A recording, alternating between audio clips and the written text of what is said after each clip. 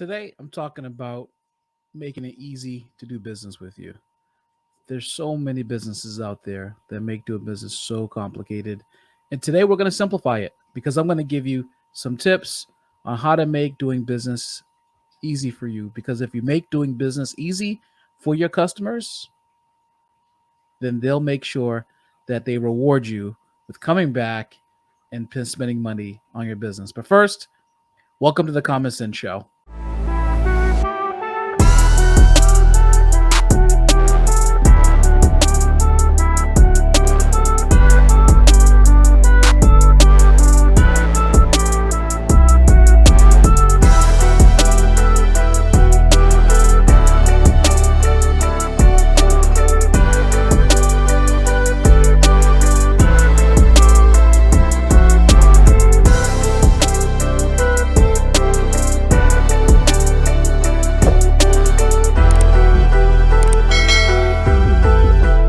All right, welcome to the Common Sense Show. I'm Micah Logan, founder of multiple companies and CEO of a startup. And I wanted to just talk to you today about making it easy to do business with you. And if you do that, people will do business with you. I have a quote here, and the quote says, "If people have tasted the convenience, ease, and time-saving efforts of a product, they won't go back." Yes, meaning if you develop a product or a service, you have a store, you have a delivery, a service based business where you deliver things. If you have a retail based business where you provide products and services at that retail based businesses, you have got to make doing business easy with you. Meaning from the time that the person thinks about engaging your service to the time where they actually become a full paid customer of yours, whatever that means for your business, you need to make that transaction, that transition easy for yourself. And if you don't make it easy for these customers to do business with you, they'll just simply go on to the next person. It's not like the person, by not having it easy doing business with you, will give you multiple chances.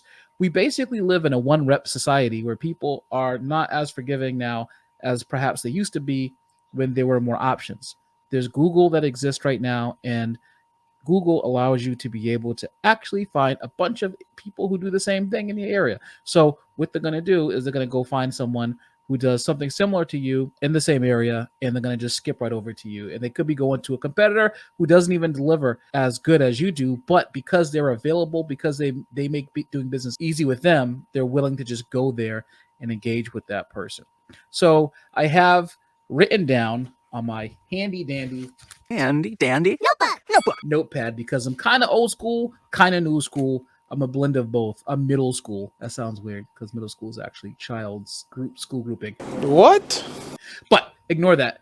Okay, so I've written down a few things that I think make sense for making doing business easy. So the first one I want to talk about is that you want to automate the easiest task for your prospects, and don't make it hard for them to contact you. Meaning, if you can automate a process by which you deliver answers, very simple answers that actually help them to address some of the concerns they have, which could be a barrier to them actually buying your product or service, then you want to knock those easy things out the way first. So the very first thing you want to do is, if you have a website and you have Facebook, and there's like a billion people in the world with Facebook, and if you're one of those people, you could take the free Facebook Messenger widget, install it on your website like a chat, and then you can already come up with probably, I would say, the 15 most asked FAQs that your business gets on a daily basis.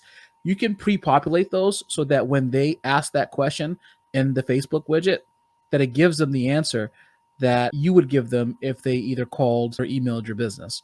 So automate some of the easy, like the low-hanging fruit. Get some of that automation out the way. And now, I'm not a big fan of over automating with AI or ML, because I think that the proper blend of human interaction and AI is critically important to the success of a business. However, the low-hanging fruit should be taken care of right away. We should automate tasks that communicates the most common concerns that people have, because those things people are less likely to get emotional over or feel like they didn't get a great answer or they wanted something more personal. They're less likely to be concerned with having a less personal answer for tasks that are questions that are very simple. So automate that.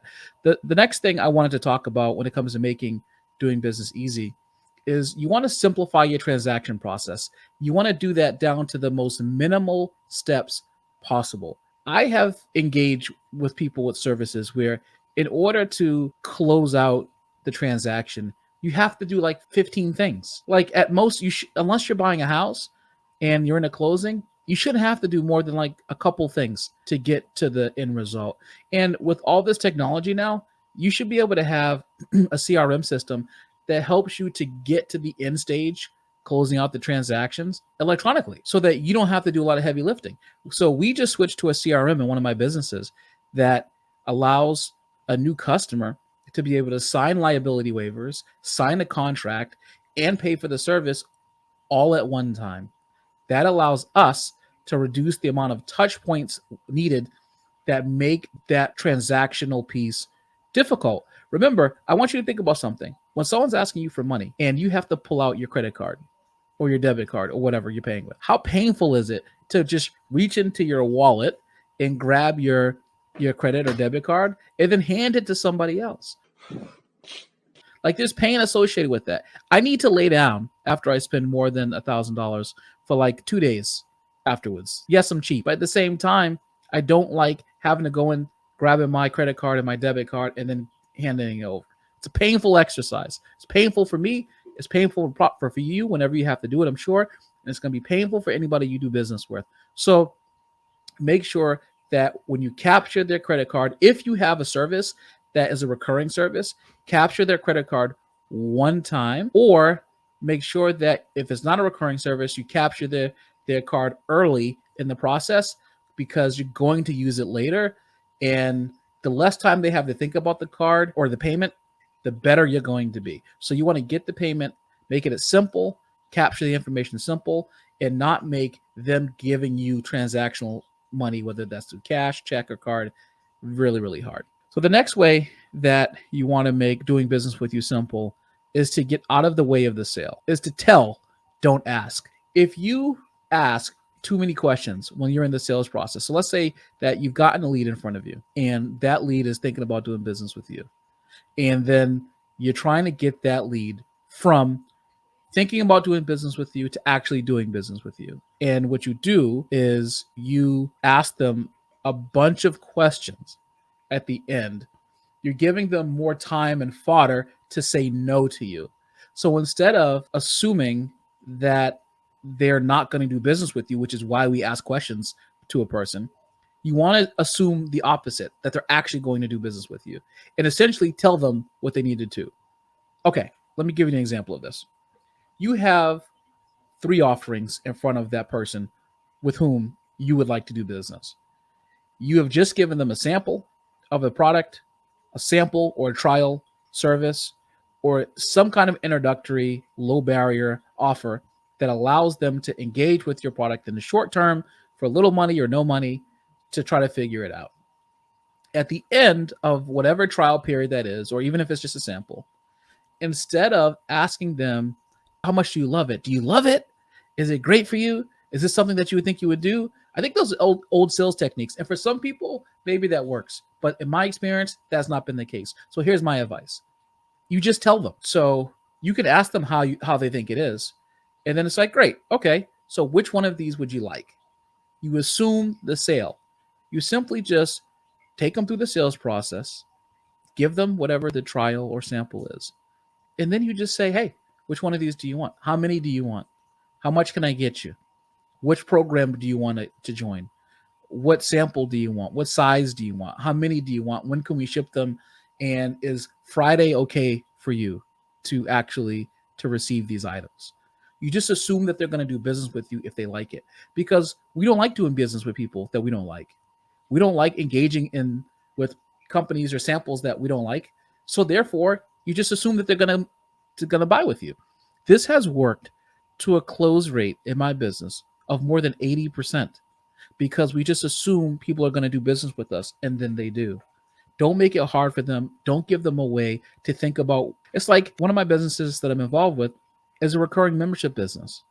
If I spent half the time talking about the cancellation policy instead of the kind of benefits they would get by being a member and how flexible we are if things come up, then that person's mindset is going to always gravitate towards how do they get out of it instead of what do they get, how do they get out of it instead of how do they get out of it.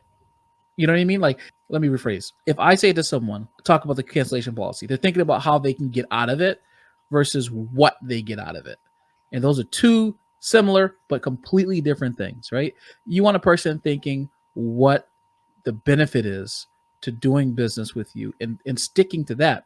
And you do that by saying, if you like this, then how much of this do you want so that you can continue to enjoy what you like? It's a very simple process. Make it easy for yourself.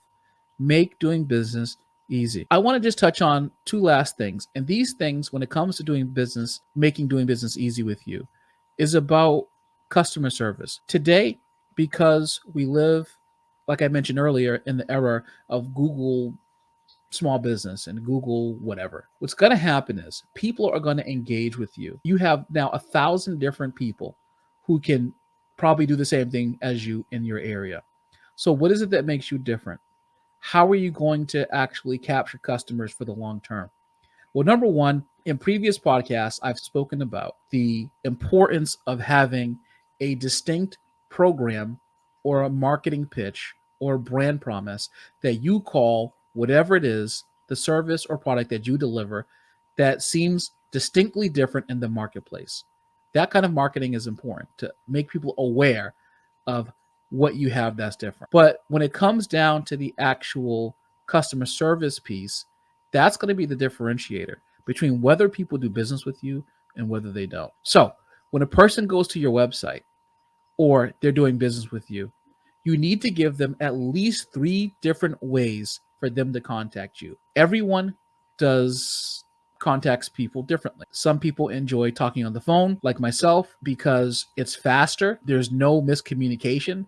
I don't have to sit there and write a million times my intentions, what I think, or how I feel. I just simply tell you and I can hang up. I want that transaction to happen as quickly as possible without any miscommunication. So my preference is the phone because I can get in and I can get out. Other people don't like necessarily speaking on the phone like that. So they prefer to text with a company to address their issue. And they don't care if it takes them a little bit to get to solve the issue, as long as they don't have to talk to somebody. A little weird to me, maybe really weird to me. But the reality is that that's how people do it. Other people prefer to use social media to communicate with companies because they feel like it gives them another level of anonymity as opposed to using their personal device through text or phone calls to communicate with the company. And they prefer just another level of anonymity as they're addressing concerns with companies. Nothing wrong with any of the 3 ways, but you need to give customers at least 3 ways to get in contact with you, because that's going to lead to a person feeling like you have their best interest at heart and feeling like you can actually, you're giving them avenues to address their issue. If a person doesn't feel like they're being heard when they have a customer service issue, then you have a problem there. They're going to be less likely to give you a favorable review when you all separate doing business with each other. And lastly, they're going to have a problem with you because essentially they don't know how to get in contact with you. Or I have, like in business, had to troubleshoot something. And one of the things that has happened, one of the things I did, right, was with one company, I went to their support page. And the only way they had to contact them was through a contact submission form. And then the message was, well, we'll get in contact with you within 72 hours. How long do you think my relationship with that company actually lasted? Not too long. You're right. And the reason why it didn't last too long was because I could not, if I had an emergency situation or urgent situation and I had to take care of my customers, I can't wait 3 days for them to get their stuff together so that I can talk to them about what I need to talk to them about. So it's so important to make sure that you get back to customers right away and that you give them multiple ways to contact you and not just one that's going to drive them nuts. So the last thing when it comes to making doing business easy is similar to what I just said about customer service, but customer support should always be available when your customers are. If your customer support hours are between the hours of 11 a.m. and 1 p.m., that's probably not great unless your customers are only able to talk during that period of time. When you have customer service hours, you need to have enough of an opportunity of a schedule to get back to individuals within a reasonable period of time when they're available to actually chat with you. If you only make yourself available for a short period of time and your customers can't get in contact with you, then you're cutting your nose off to spite your face. And you're going to end up with more people canceling because they don't feel like the squeeze is worth the juice, or however that saying goes. I'm probably wrong about that. So, to recap, in order to make doing business easy for you and for your customers, to actually make more money in your business, you have to do the 5 things I just talked about.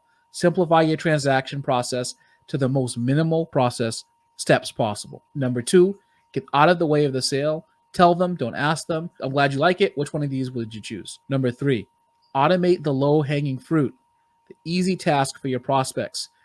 Don't make it hard for them to get in contact with you. Number 4, give them at least 3 different ways to contact you if they have questions or concerns. And lastly, your customer support should be available when your customers are available so they can get in contact with you. The game changer right now in business, if you're a B2C company, is going to be, or even B2B, is going to be customer service.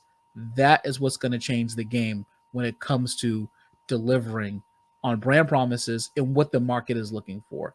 Customer support is the new battleground of successful business because there's so much competition out there in multiple different verticals and multiple different industries where you just having a different name product is going to be good, but it's not going to be exactly enough. You need a little more. And the more you need is going to be how you deliver that customer service experience. So that's my take. Make doing business easy with you, and people will. And that's my takeaway. And I wanted to talk about this because it's just so difficult sometimes for people to get this through their thick skulls. I'm Micah Logan from The Common Sense Show. Don't forget to like, share, and subscribe this if you're watching this on YouTube, or if you're listening to this on your favorite podcast platform. Don't forget to subscribe there as well. Your subscription helps to support the show. It puts it in front of more eyes, and it gives more business advice to people who need it. I take my time out to provide this business advice from my over 2 decades as an entrepreneur, and I do this so that people can actually build businesses in a much stronger way. Like it, share it, subscribe so that you get notified when more content comes out, and I'll talk to you later. Take care.